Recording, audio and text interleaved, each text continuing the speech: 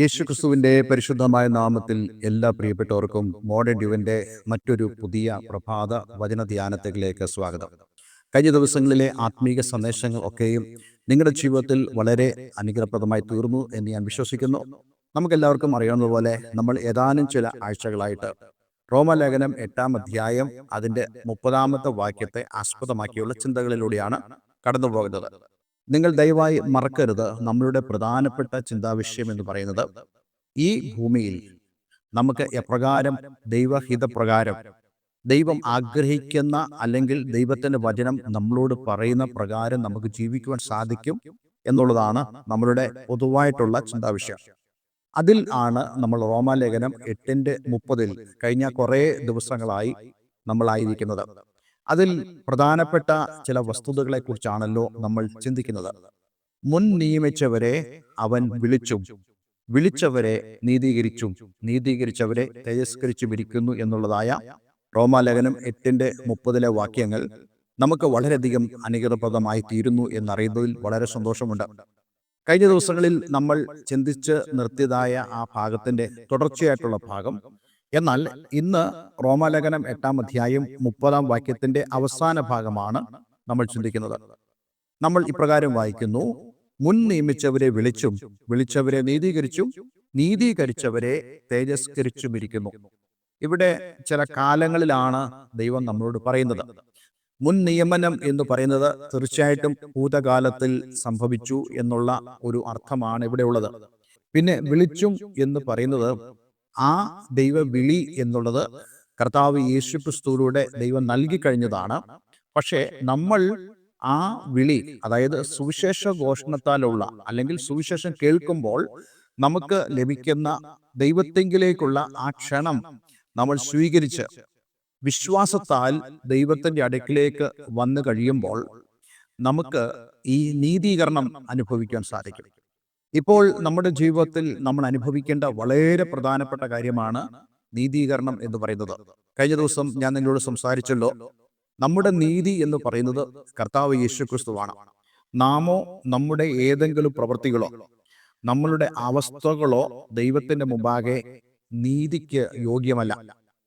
ഈ നീതി നമുക്ക് പൂർണ്ണമായി ലഭിക്കുന്നത് കർത്താവ് യേശുക്രിസ്തുവിലൂടെയാണ്. അതുകൊണ്ട് കർത്താവ് യേശുക്രിസ്തുവിൽ വിശ്വസിക്കുന്ന ഒരു വ്യക്തിക്ക് മാത്രമേ ദൈവത്തിൽ നിന്നും നീതി ലഭിക്കുകയുള്ളൂ. കരാഗ്രഹ പ്രമാണിയോട് അപ്പോസ്തലന്മാർ പറഞ്ഞ കാര്യം നമ്മൾ വളരെ ചിന്തിക്കേണ്ട ഒരു കാര്യമാണ്. ഞാൻ രക്ഷ പ്രാപിക്കുവാൻ എന്ത് ചെയ്യണമെന്ന് അദ്ദേഹം ചോദിക്കുമ്പോൾ അവർ പറഞ്ഞത്, കർത്താവായ യേശുക്രിസ്തുവിൽ വിശ്വസിക്കുക, എന്നാൽ നീയും നിന്റെ കുടുംബവും രക്ഷ പ്രാപിക്കും. ഒരു ക്ഷണമാണ് അവർ കൊടുത്തത്. യേശുക്രിസ്തുവിൽ കൂടിയുള്ള വിശ്വാസത്തിൽ കൂടി മാത്രമേ നിങ്ങൾ നീതീകരിക്കപ്പെടുകയുള്ളൂ എന്നുള്ളതായ ആ വലിയ സന്ദേശം അന്ന് അവർക്ക് ബോധ്യമായി തീർന്നു. അന്ന് അവർ കുടുംബമായി സ്നാനപ്പെടുവാനിടയായി തീർന്നെന്ന് നമുക്ക് വായിക്കാൻ കഴിയുന്നുണ്ട്. അപ്പോൾ കർത്താവ് യേശുക്രിസ്തുവിൽ വിശ്വസിക്കുന്നവരായ ആളുകൾക്ക് അവർ വിശ്വസിക്കുന്നതിന് ഫലമായി ദൈവം അവർക്ക് കൊടുക്കുന്ന ഒന്നാണ് ഈ നീതീകരണം എന്ന് പറയുന്നത്. തീർച്ചയായിട്ടും നീതീകരണം നമുക്ക് ദൈവത്തിന് മുമ്പാകെ ആക്സസ് ലഭിക്കുവാൻ കാരണമായി തീരുന്നു. നമ്മളെ കുറ്റപ്പെടുത്തുന്ന ഒന്നുമില്ല നമ്മുടെ ജീവിതത്തിൽ. പാപം നമ്മളെ കുറ്റപ്പെടുത്തുകയില്ല. കാരണം ആ പാപത്തിൽ നിന്നും നമ്മൾ മോചനം പ്രാപിച്ച് ദൈവത്താലുള്ള നീതീകരണം പ്രാപിച്ചു. ചില ആളുകളെ ഞാൻ കണ്ടിട്ടുണ്ട്, അവർ വിശ്വാസികൾ തന്നെയാണ്. അവർ വർഷങ്ങളായി സഭയിൽ വിശ്വാസത്തിൽ ആയിരിക്കുന്നു. പക്ഷെ അവർ എന്നോട് വ്യക്തിപരമായി പറഞ്ഞ ചില കാര്യങ്ങളുണ്ട്. അതിൽ ഒരു പ്രധാനപ്പെട്ട കാര്യമാണ്, എനിക്ക് പ്രാർത്ഥിക്കാൻ കഴിയുന്നില്ല, എനിക്ക് വേണ്ടവണ്ണം ദൈവത്തിന് വേണ്ടി പ്രവർത്തിപ്പാൻ കഴിയുന്നില്ല, എനിക്ക് ഞാൻ ഒരു അന്യൻ എന്ന പോലെ തോന്നുന്നു ദൈവസന്നിധിയിൽ പലപ്പോഴും. ഇതിൻ്റെയൊക്കെ കാരണം എന്ന് പറയുന്നത് കർത്താവ് യേശുക്രിസ്തുവിലുള്ള ശരിയായ വിശ്വാസമില്ലാത്തതുകൊണ്ടാണ്. നമ്മൾ ശരിയായി വിശ്വസിക്കുമ്പോൾ ലോകത്തിൽ എത്ര വലിയ പാപിയാണെങ്കിലും കർത്താവ് യേശുക്രിസ്തുവിന്റെ നീതി നമ്മളിൽ കണക്കിടുകയും ദൈവം നമ്മെ വിടുവിക്കുകയും ചെയ്യും. ഈ ഒരു വസ്തുത പലപ്പോഴും നമുക്ക് വേണ്ടവണ്ണം ഉൾക്കൊള്ളുവാൻ കഴിയാറില്ല. എന്നാൽ ദൈവത്തിന്റെ വചനപ്രകാരം നമ്മളത് ഉൾക്കൊണ്ടേ മതിയാവുകയുള്ളൂ. പക്ഷേ ദൈവത്തിന് മുമ്പാകെ ദൈവം പ്രതീക്ഷിക്കുന്നതായ മാനസാന്തരവും ദൈവം പ്രതീക്ഷിക്കുന്നതായിട്ടുള്ള ആ അനുതാപം ഉണ്ടെങ്കിൽ മാത്രമേ നമുക്ക് ഈ നീതീകരണം അനുഭവിക്കാൻ സാധിക്കുകയുള്ളൂ. തുടർന്ന് നമ്മൾ ചിന്തിക്കുന്നത്, അങ്ങനെ നീതീകരിക്കപ്പെട്ടവരായ ആളുകൾക്ക് ദൈവം കൊടുക്കുന്ന ഒന്നാണ് തേജസ്കരണം എന്ന് പറയുന്നത്. എന്താണ് തേജസ്കരണം കൊണ്ട് അർത്ഥമാക്കുന്നത്? പലപ്പോഴും തേജസ്കരണം എന്ന് നമ്മൾ ചിന്തിക്കുമ്പോൾ നമുക്ക് ഉണ്ടാകാൻ പോകുന്നതായ ആ വലിയ മഹത്വം, കർത്താവ് യേശുക്രിസ്തു പിതാവിനോടുള്ള പ്രാർത്ഥനയിൽ എപ്പോഴും പറയുന്നതായ ഒരു പ്രാർത്ഥനയായിരുന്നു, ദൈവമേ, നമ്മൾ മഹത്വപ്പെടുന്നത് പോലെ ഇവരും ആ മഹത്വം പ്രാപിക്കുവാൻ ഇടയാകണമേ എന്നുള്ളതായ പ്രാർത്ഥന. അപ്പോൾ നമുക്ക് ആ മഹത്വം ലഭിക്കുന്നത് ഇന്ന് ഈ ഭൂമിയിലല്ല. നമുക്ക് ആ മഹത്വം അനുഭവിക്കാൻ കഴിയുന്നത്, നമുക്ക് ആ മഹത്വത്തിന്റെ ഏറ്റവും ശ്രേഷ്ഠമായ അനുഭവം അനുഭവിക്കാൻ കഴിയുന്നത് നമ്മൾ കർത്താവിന്റെ സന്നിധിയിൽ ചെല്ലുമ്പോഴാണ്. ഇതാണ് ഇവിടെ തേജസ്കരണം എന്ന് ഉദ്ദേശിക്കുന്നത്. അല്പം വിശദമായി തന്നെ ഈ ഒരു ഭാഗം ഞാൻ നിങ്ങളോട് സംസാരിക്കാൻ ആഗ്രഹിക്കുന്നു. പക്ഷേ ഇന്ന് ഈ വചനം സംസാരിക്കുമ്പോൾ നമുക്ക് ദൈവം തരുന്നതായ ആ നീതീകരണത്തിൽ നിന്നും ഒരു ട്രാൻസിഷൻ നമുക്ക് തേജസ്കരണത്തിലേക്ക് വരുന്നു എന്നുള്ളത് ഞാൻ നിങ്ങളോട് ഇന്ന് സംസാരിക്കാൻ ആഗ്രഹിക്കുന്നത്. വാസ്തവത്തിൽ ഇവിടെ അപ്പോസ്തലൻ വളരെ വ്യക്തമായി ഉദ്ദേശിക്കുന്നത് ഇതെല്ലാം തന്നെ ഭൂതകാലത്തിൽ ദൈവം നമുക്ക് വേണ്ടി വെച്ചതായ കാര്യമാണ്. അതിനർത്ഥം തേജസ്കരണം എന്നുള്ളതായ കാര്യം ദൈവത്തിന് ആദ്യം തൊട്ട് പുതുതായി ചെയ്യേണ്ട ഒരു കാര്യമായിട്ടല്ല ഇരിക്കുന്നത്, മറിച്ച് ഇത് ലോക സ്ഥാപനത്തിന് മുമ്പ് തന്നെ ദൈവം അതിനുവേണ്ടിയുള്ള പദ്ധതി ചെയ്തു കഴിഞ്ഞു. കർത്താവ് യേശുക്രിസ്തുവിന്റെ ക്രൂശ് മരണമാണ് ഇതെല്ലാം തന്നെ ദൈവസഭയിലേക്ക് കൈമാറുന്നതിന് കാരണമായി തീരുന്നത്. അതുകൊണ്ടാണ് കർത്താവ് യേശുക്രിസ്തു ക്രൂശിൽ കിടന്ന് ടെറ്റലസ്റ്റായി സകലതും നിവൃത്തിയായി എന്ന് പറയുന്നത്. അതായത് ലോക സ്ഥാപനത്തിന് മുമ്പ് പിതാവായ ദൈവം കർത്താവായി യേശുക്രിസ്തുവിൽ നിവർത്തിച്ച, അല്ലെങ്കിൽ എഫീസ് ലേഖനത്തിന്റെ ഭാഷയിൽ പറഞ്ഞാൽ അനാദികാലം മുമ്പ് തന്നെ ദൈവം കർത്താവായി യേശുക്രിസ്തുവിൽ നമുക്ക് വേണ്ടി ഒരുക്കിയിരുന്നതായ ആ അനുഗ്രഹത്തെ യേശുക്രിസ്തുവിന്റെ ക്രൂശ് മരണത്തിലൂടെയാണ് ദൈവസഭയ്ക്ക് ദൈവം കൈമാറിയത്. അതുകൊണ്ടാണ് കർത്താവ് യേശുക്രിസ്തുവിന്റെ ക്രൂശ് മരണത്തിൽ വിശ്വസിക്കുന്ന ഏതൊരു വ്യക്തിയും ഈ അനുഗ്രഹത്തിലേക്ക് അവൻ കടന്നു വരിക, ഈ ഒരു ട്രാൻസിഷൻ നമ്മളിൽ സംഭവിക്കുക. അതുകൊണ്ട് എന്നെ കേൾക്കുന്ന പ്രിയമുള്ളവരെ, നിങ്ങളുടെ ജീവിതത്തിൽ നിങ്ങൾ മനസ്സിലാക്കേണ്ട വളരെ പ്രധാനപ്പെട്ട 4 കാര്യങ്ങളാണ് നമ്മൾ റോമർ 8:30 ചിന്തിച്ചത്.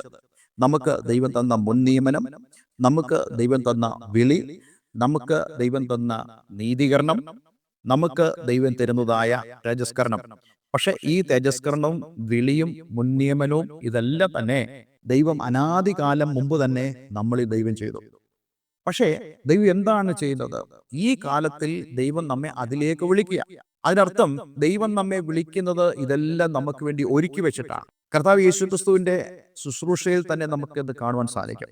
കുഞ്ഞുങ്ങളെ കൂട്ടുവാൻ വല്ലതുമുണ്ടോ എന്ന് യേശു ചോദിക്കുക. ഇംഗ്ലീഷിൽ കൊടുത്തിരിക്കുന്നത് children have you had your breakfast എന്നാണ്. കുഞ്ഞുങ്ങളെ, നിങ്ങൾ നിങ്ങളുടെ ബ്രേക്ക്ഫാസ്റ്റ് കഴിച്ചോ? കാരണം പ്രഭാതത്തിലാണ് യേശുക്രിസ്തു അവർക്ക് മുമ്പാകെ വന്നു നിൽക്കുന്നത്.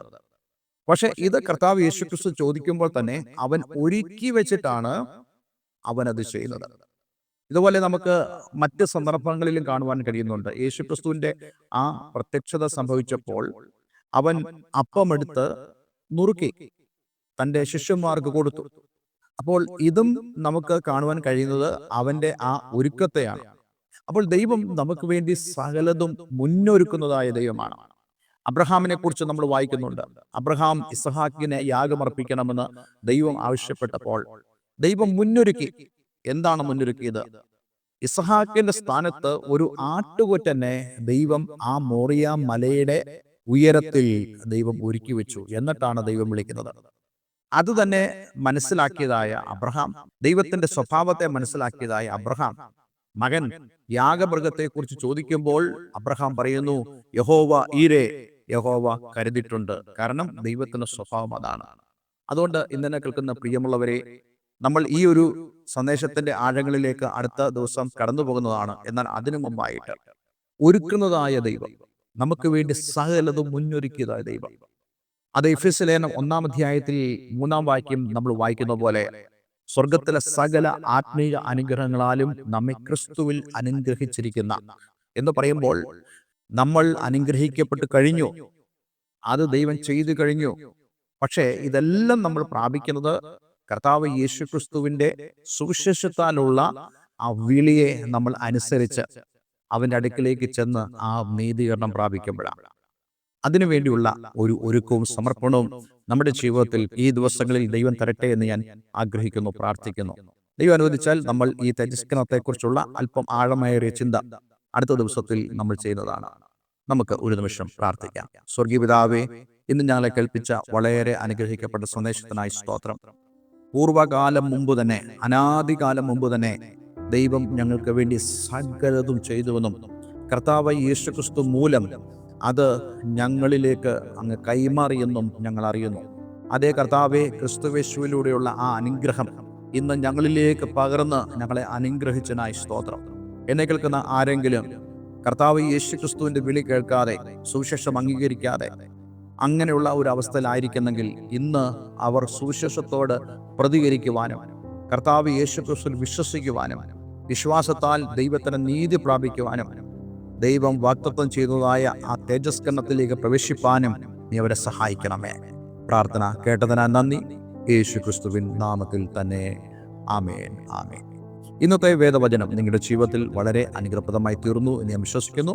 ഈ സ്ക്രീനിൽ കാണുന്ന ഫോൺ നമ്പറുകളിൽ ഞങ്ങളെ വിളിക്കുക. എല്ലാവരും ദൈവം അനുഗ്രഹിക്കട്ടെ. Have A nice day. God bless you all.